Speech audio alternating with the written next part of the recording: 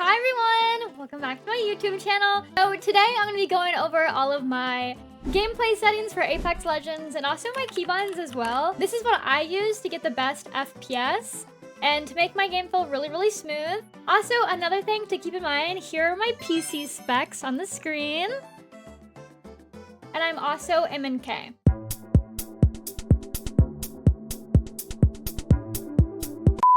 So the first setting is interact prompt style. I keep this on compact. This is honestly just to eliminate any visual clutter on your screen.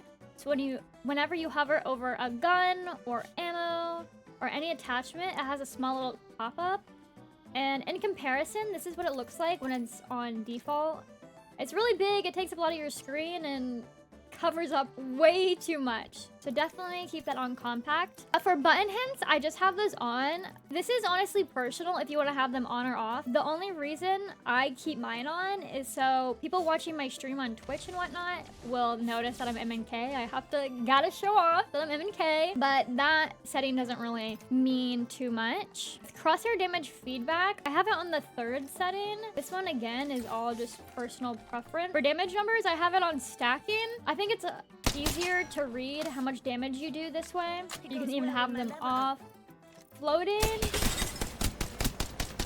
I feel like floating is really ugly to me. And then both looks like this.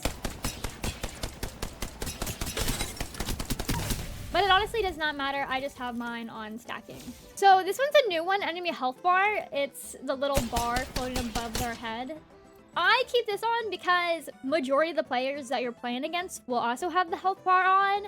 And I feel like you have this disabled, it kind of puts you at a little bit of a disadvantage. You know, I think the health bars are kind of cringe they added it, but it makes it so you have one less thing to think about with the enemy help. With ping, I just have it as default. Enemy highlight, another one that they added. I have this one on enabled, just highlights the enemy, obviously. Obituaries, I have it on. Minimap rotation, I have it off. Weapon auto cycle on empty, turn this one on. This is so when you run out of ammo on your first gun, it automatically switches to the second one. I just have that one on. This is another one that is personal. I have my sprint key on, and I know this is very controversial, especially with MnK.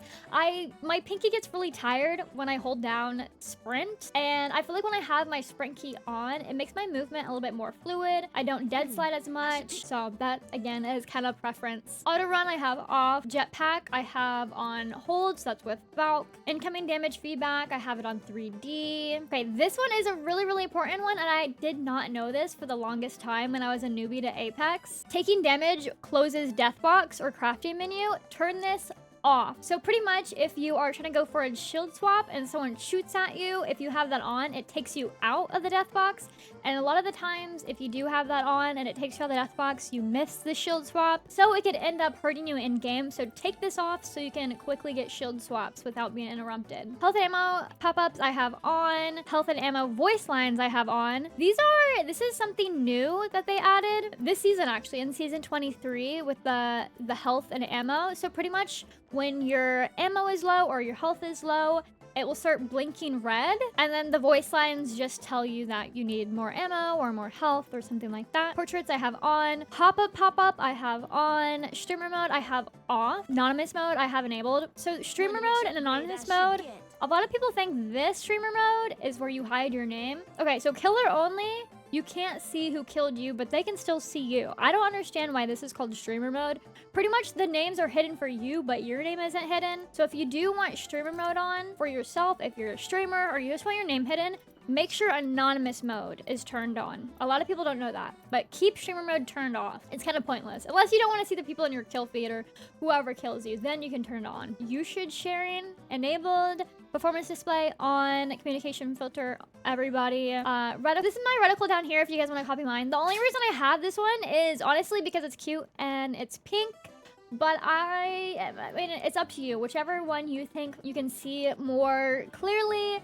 Usually I would use one of these, but I use this one because I like the shade of pink. And then for laser sight, honestly, it doesn't matter as long as you can see it. Again, I had this one as a pink one, and here is that if you want to copy it. I have my colorblind mode turned off. Some people do like to turn it on if obviously they're colorblind or to make their game look a little bit vibrant. Subtitles off, and then the rest are normal or off. So I have pretty normal keybinds. My mouse sense is 0.69. That was a complete accident, I swear.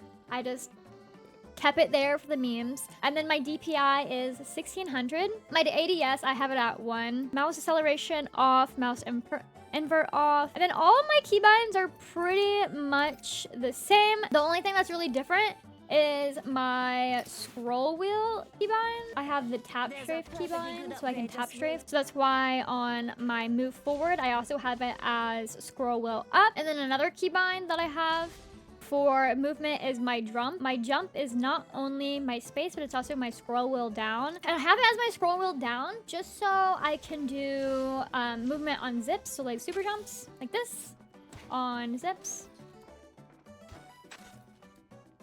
I'm pretty sure you can't do any movement like that. You can't tap strafe and you can't do jumps like that on zips without these keybinds. But everything is pretty much the same. Those are the only two really important keybinds for mouse and key players. So for my display mode, I just have it on full screen. I have native for my aspect ratio. My resolution is just 1920 by 1080. I don't like stress res. I think it's really ugly, but some people like it. I have my brightness at 50%. This is also kind of up to you. I don't like my game like really bright in my face. I'm at my PC for a long time, so, and I play this game for like 5 to 6 hours per day, so I don't want it super bright to hurt my eyes. My FOV is at 110. I know a lot of people either play 110 or they also do 120. I just keep it at 110.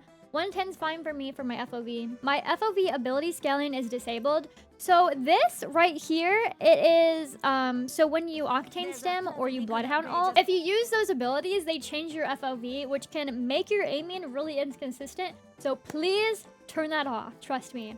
And then Sprint View Shake, I put it at minimal. I don't want my screen shaking a lot. As many disruptions in your gameplay as possible. I have VSync disabled, video reflex enabled.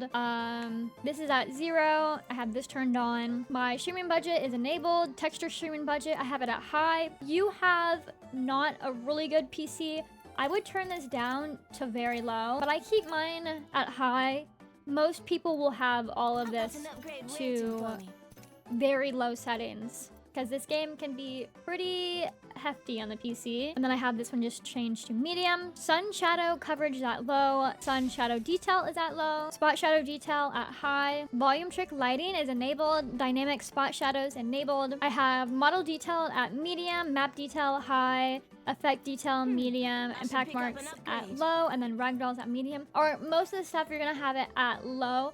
But my PC can handle it. And I like the way graphics look when they're not looking like Play-Doh. So I turn this up a little bit higher than most of your players, but most people don't have a PC like mine, so definitely turn it down to the lower end. And that is everything. I hope you guys enjoyed this video, and hopefully I helped some of you out with your keybinds and making your FPS a little bit higher if you're tired of those FPS drops. Guys, give this video a like, subscribe, and I'll see you in the next one.